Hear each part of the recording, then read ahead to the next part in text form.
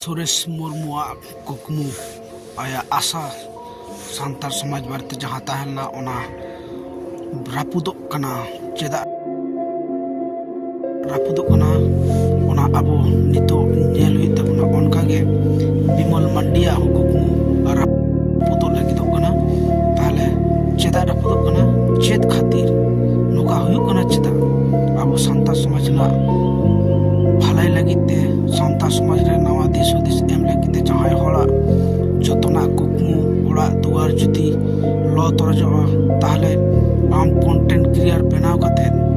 आम नोकाना this हुदिस M पास जहाय आबो सान्तार समाज निये आवाज रखाब ताय सान्तार समाज निये भाले दिस हुदिस लाई पासना दे उनिया ओड़ा गे टारगेट दा ओको टारगेट दा ओना दो बुझ दड़े कान गया निश्चय आयरन दुश्मन जहां कना को उनको गे ओना वीडियो के ओना एवन ओएच इंस्टाग्राम चैनल रे अपलोड मेना ओना गे नेल लगी नेहरिन दो केदा ओना साथे आपनन बिमल बोले मिटाम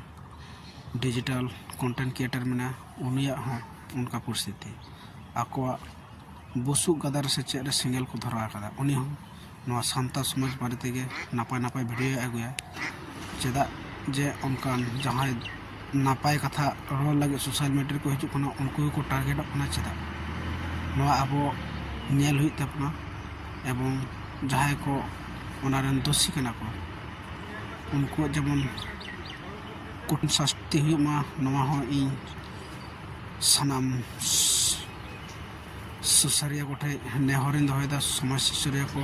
नेल तबन पे आबो समाज बारे जहां भाली कथा अगुदा उनी को टारगेट कना नवा दो चेद हुई कना चेदा नौका हुई कना अगर नौका जदि आबो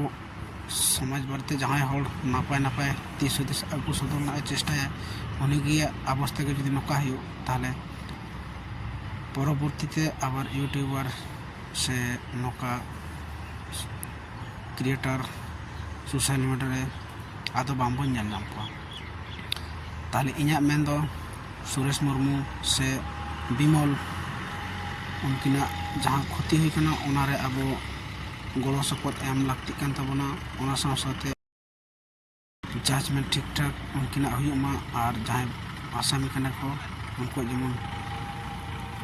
उपयुक्त पनिशमेंट हुआ ओना लगे हो इन नेहरिन दो कदा जोहार।